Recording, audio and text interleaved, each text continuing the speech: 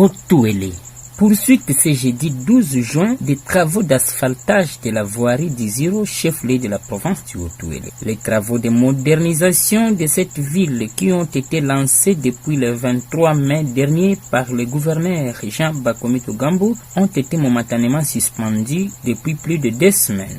C'est à cause notamment des granules ou des petites pierres qui servent pour le compactage du goudron et sont apportées depuis Durba en territoire de Ouacha, situé à plus ou moins 300 km de la ville d'Iziro. Le vice-gouverneur Christophe Daramatata, qui a inspecté les travaux, se félicite de son évolution et appelle par ailleurs la population du Otuele en général et celle de la ville d'Iziro en particulier à soutenir cette initiative.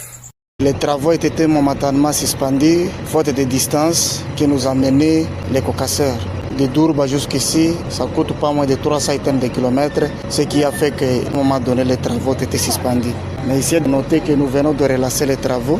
Les travaux vont bon train. Nous demandons à la population de s'aligner derrière la vision du chef de l'État, qui veut le bien-être de tout Congolais là où il se retrouve. Également, de faire confiance aux autorités qui sont légalement établies. Comme ils peuvent comprendre qu'aujourd'hui, sous le leadership du gouverneur de la province, les travaux évoluent bon train. Nous pensons que dans les jours à venir, nous allons atteindre l'objectif assigné par rapport à ces présents travaux. D'abord, nous passons la ville-province d'Iziro dans son ensemble, en commençant par la première avenue que nous avons baptisée au nom de l'avenue Son Excellence Félix Antoine Tshisekedi. Après avoir fini ce trousseau, nous allons passer au pénétrante qui va sur la RNV6 en allant vers 2 ou 3 km. Et de là, nous allons revenir. Il y a l'axe qui va de l'aéroport jusqu'à la ville. Et nous allons partir de la ville jusqu'à dépasser Mendambo vers Magambe. Voilà au moins les principaux axes que nous venons de citer. Au total, la province est assignée du kilomètre, mais avec la bénédiction du gouvernement central, nous allons partir au total sur 43,7 km. Du côté de la synergie de la société civile, Force Vive, c'est plutôt un motif de joie et de satisfaction.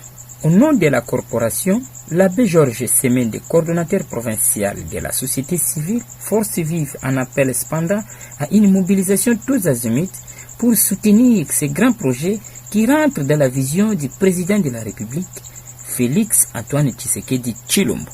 Nous encourageons le gouvernement provincial d'aller de l'avant, de tout mettre en œuvre pour que ces travaux aboutissent. Ces travaux se réalisent comme promis. Je profite de l'occasion pour sensibiliser la population et ne pas céder aux pessimistes qui chaque fois découragent, lancent des paroles qui révoltent tout le monde. On encourage tout le monde à soutenir le gouvernement provincial et nous tenir main dans la main que ces travaux d'asphaltage de voiries urbaines puissent se réaliser au grand bénéfice de notre province.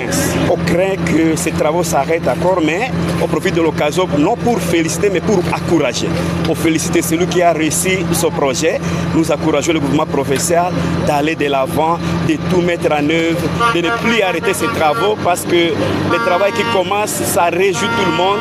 Si ça atteignait la fin, ça sera une bonne chose pour tout le monde. On a un message, et ce message, c'est Sauté qui réalise le travail. On leur demande vraiment de rassembler les matériels pour que ces travaux aboutissent. On attend ces résultats promis. Rappelons que depuis le lancement de ces travaux, qui ont été suspendus depuis plus de 2 semaines, certains récupérateurs politiques ont voulu affaire d'un problème. Certes, la solution est là. Abonnez-vous massivement et partagez.